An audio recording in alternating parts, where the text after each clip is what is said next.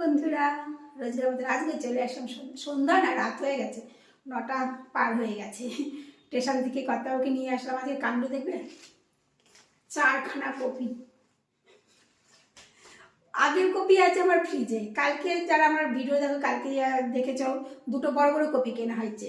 আবার এটা সেই 4টা কপি একসঙ্গে কিনে নিয়ে এসছে। লোকাল কচি কপি 2 নম্বর প্ল্যাটফর্মে বসেছিল, মানে চেনা জানা একজন, ওনার কাছ থেকে নিয়েছি। উনি নিজের ক্ষেতের কচি কপি পেয়েছে। দেখো, আবার কর্তাবাবু, আমি তো 1 নম্বর প্ল্যাটফর্মে বসেছিলাম, আরও 2 নম্বর প্ল্যাটফর্ম হয়ে তারপরে এসছে ওভারব্রিজ দিয়ে। তা দেখছি হাতে করে আবার 4খানা কপি ঘরে আছে। মানে ঘরে আমরা এখন মোট 1 2 3 4 5 6 7 8টা কপি, 8খানা কপি নিয়ে আমি কি করবো বলো তো?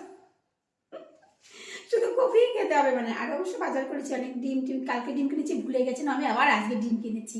ফ্রিজের ডিম রয়েছে, আর তেল মশলাপাতি হ্যান ত্যান অনেক কিছু কেনা হয়েছে। আর বাজার দেখাচ্ছি না, আমার তো তাড়া আছে, রান্না করতে হবে।